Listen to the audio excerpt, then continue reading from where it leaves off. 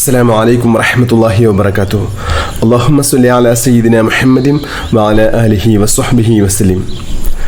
ഏറ്റവും സ്നേഹം നിറഞ്ഞ സത്യവിശ്വാസികളെ, നമ്മുടെ ഇന്നത്തെ മഹത്തായ അദ്കാർ സുബാഹ് മജ്ലിസ് ആരംഭിക്കുകയാണ്.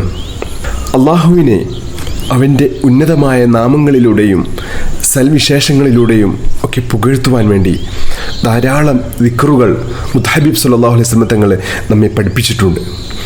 അതിലെ ഏറ്റവും പ്രധാനപ്പെട്ടതാണ് രാവിലെയും വൈകുന്നേരവും നമ്മൾ ചൊല്ലുന്ന അദ്കാറുകൾ.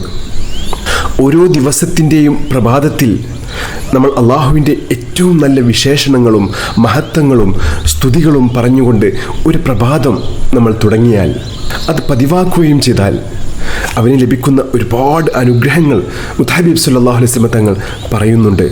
ഒരുപാട് അനുഗ്രഹങ്ങൾ, ഒരുപാട് നേട്ടങ്ങൾ അവന് കാത്തിരിക്കുന്നുണ്ട്. അതിലേറ്റവും വലുത് അള്ളാഹുവിനെ അധികമായിട്ട് ഓർക്കുന്നവർ, ദിക്ർ ചൊല്ലുന്നവർ, അത് ദാക്കിരീനല്ലാഹ കസീറൻ എന്ന് അള്ളാഹു പുകഴ്ത്തി പറഞ്ഞ മഹാന്മാരുടെ കൂട്ടത്തിൽ നമുക്ക് ഉൾപ്പെടാൻ കഴിയും എന്നതാണ് ഏറ്റവും വലിയ മഹത്വം എന്ന് പറയുന്നത്. അതുപോലെ തന്നെ നമ്മുടെ ജീവിതത്തിൽ അള്ളാഹുവിൻ്റെ പ്രത്യേകമായ ഒരു സംരക്ഷണവും ഒരു രക്ഷയുമൊക്കെ നമുക്ക് ലഭിക്കും. അന്നത്തെ ദിവസം ആകസ്മികമായിട്ട് നമുക്കുണ്ടാകുന്ന എല്ലാ പ്രയാസങ്ങളിൽ നിന്നും അള്ളാഹു ഒരു കാവൽ നമുക്ക് നൽകും. അതുപോലെ തന്നെ പിശാചിൽ നിന്നും ജിന്നിൽ നിന്നും മനുഷ്യരിൽ നിന്നും ഒക്കെ ഉണ്ടാകുന്ന ബുദ്ധിമുട്ടുകളിൽ നിന്ന് ഒക്കെ അള്ളാഹു വലിയൊരു കാവൽ അന്നത്തെ ദിവസം അള്ളാഹു നമുക്ക് നൽകി അനുഗ്രഹിക്കും. അതുപോലെ തന്നെ അള്ളാഹുവിൻ്റെ അടുത്ത് നമ്മുടെ പദവികൾ ഇങ്ങനെ ഉയർന്നുകൊണ്ടിരിക്കും. മാത്രമല്ല, നമ്മുടെ ഹൃദയത്തിന് വലിയ സന്തോഷവും നമ്മുടെ ഹൃദയ വിശാലതയും അള്ളാഹു നൽകും. അതുപോലെ തന്നെ മുത്തഹബീബ് സല്ലല്ലാഹു അലൈഹി വസല്ലം തങ്ങളുടെ ചര്യ പിൻപറ്റിയവരിൽ നമ്മൾ ഉൾപ്പെടുകയും ചെയ്യും. അതുപോലെ ഒരുപാട് അനുഗ്രഹങ്ങൾ, ഒരുപാട് മഹത്വങ്ങൾ ഈ ദിക്റുകൾ അദ്കാറുകൾ പതിവാക്കുന്ന ആളുകളെ കാത്തിരിക്കുന്നുണ്ട്. അള്ളാഹു ആ ഭാഗ്യവാന്മാരിൽ നമ്മെ ഉൾപ്പെടുത്തി അനുഗ്രഹിക്കട്ടെ. അള്ളാഹു നമ്മെ എല്ലാവരെയും അനുഗ്രഹിക്കട്ടെ. ഈ മഹത്തായ മജ്ലിസിൽ പതിവായി പങ്കെടുക്കാനുള്ള ഭാഗ്യം അള്ളാഹു നമുക്ക് എല്ലാവർക്കും നൽകി അനുഗ്രഹിക്കട്ടെ. അതുപോലെ തന്നെ മുത്തഹബീബ് സല്ലല്ലാഹു അലൈഹി വസല്ലം തങ്ങളുടെ പേരിൽ പതിവായി സ്വലാത്ത് അധികരിപ്പിക്കുന്ന വലിയ ആശിക്യങ്ങളിൽ അള്ളാഹു നമ്മെ ഉൾപ്പെടുത്തി അനുഗ്രഹിക്കട്ടെ. ആമീൻ യാ റബ്ബൽ ആലമീൻ. ഇന്നത്തെ നമ്മുടെ അദ്കാർ സുബാഹിലേക്ക് കടക്കുകയാണ്.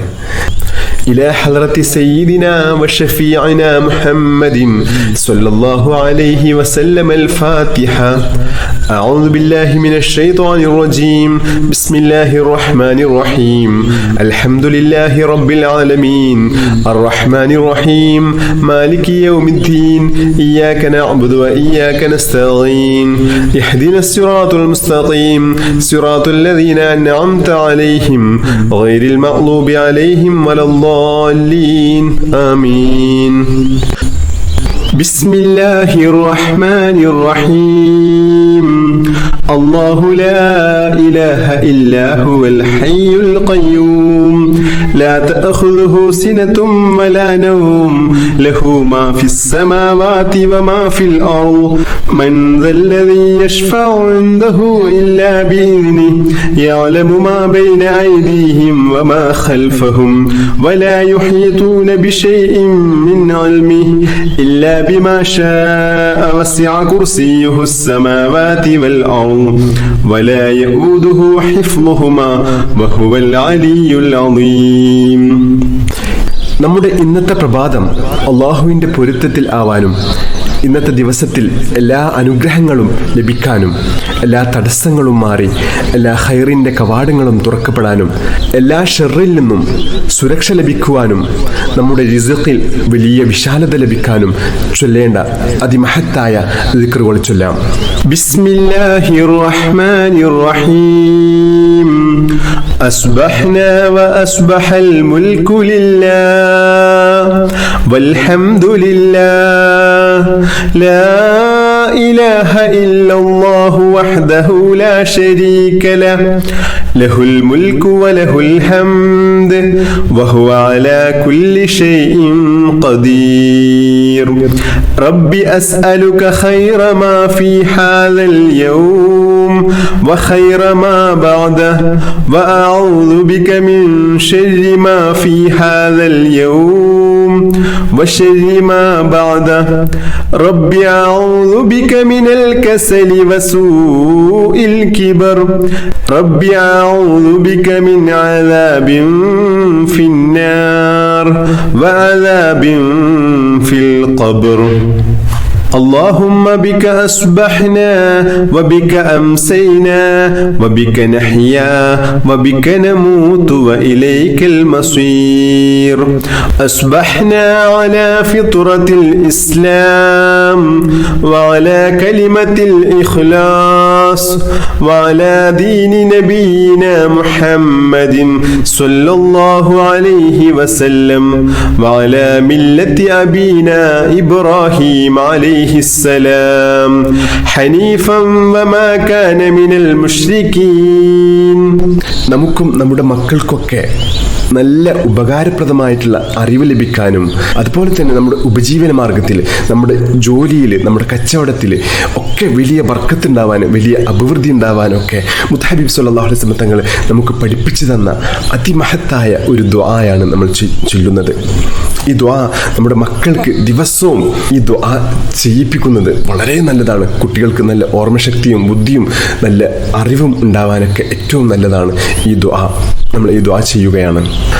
اللهم إني أسألك علما نافعا ورزقا طيبا وعملا متقبلا اللهم إني أسألك علما نافعا ورزقا طيبا وعملا متقبلا اللهم إني أسألك علما نافعا ورزقا طيبا وعملا متقبلا بسم الله الرحمن الرحيم قل هو الله أحد الله الصمد لم يلد ولم يولد ولم يكن له كفوا أحد بسم الله الرحمن الرحيم قل هو الله أحد الله الصمد لم يلد ولم يولد ولم يكن له كفوا أحد بسم الله الرحمن الرحيم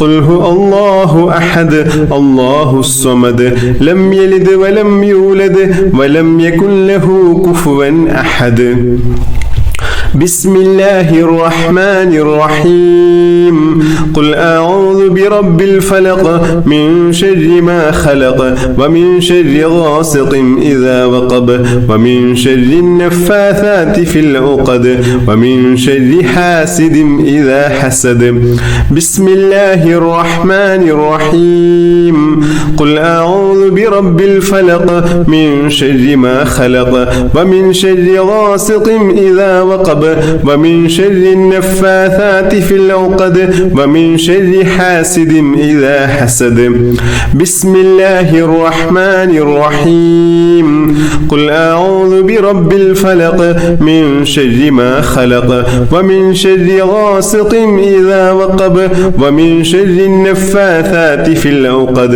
ومن شر حاسد إذا حسد بسم الله الرحمن الرحيم قل أعوذ برب الناس ملك الناس إله الناس من شر الوسواس الخناس الذي يوسوس في صدور الناس من الجنة والناس بسم الله الرحمن الرحيم قل أعوذ برب الناس ملك الناس إله الناس من شر الوسواس الخناس الذي يوسوس في صدور الناس من الجنة والناس بسم الله الرحمن الرحيم قل أعوذ برب الناس ملك الناس إله الناس من شر الوسواس الخناس الذي يوسوس في صدور الناس من الجنة والناس بسم الله الرحمن الرحيم اللهم إني ظلمت نفسي ظلما كثيرا ولا يغفر الذنوب إلا أنت فاغفر لي مغفرة من عندك وارحمني إنك إنك أنت الغفور الرحيم اللهم إني ظلمت نفسي ظلما كثيرا ولا يغفر الذنوب إلا أنت فاغفر لي مغفرة من عندك وارحمني إنك أنت الغفور الرحيم اللهم إني ظلمت نفسي ظلما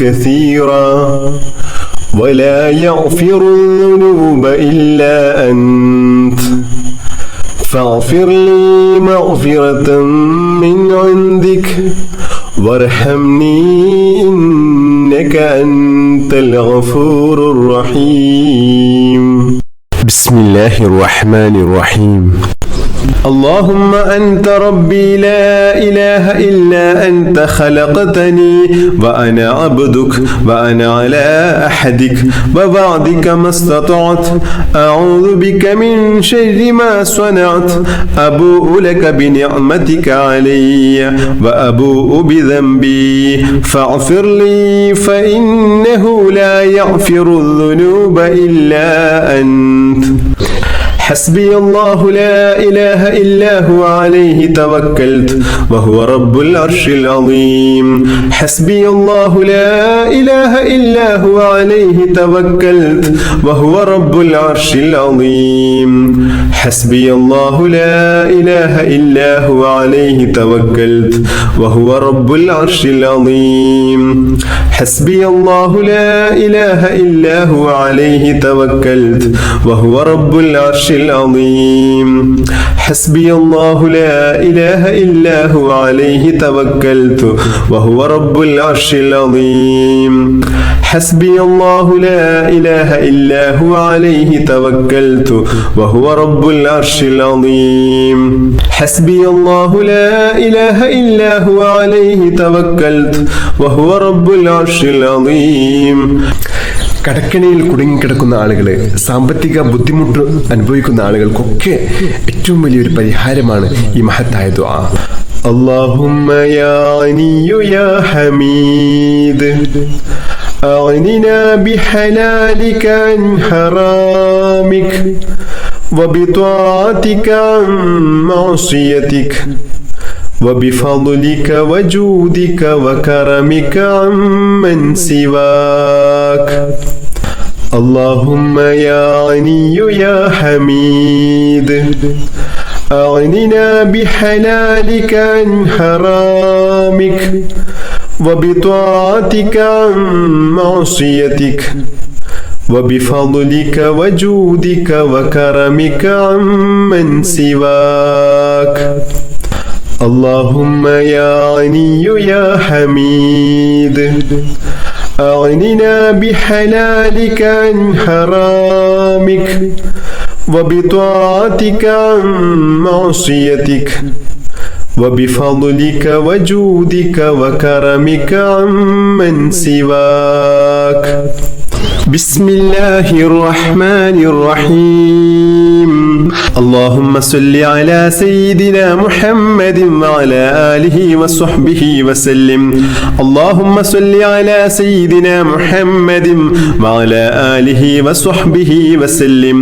اللهم صل على سيدنا محمد وعلى آله وصحبه وسلم.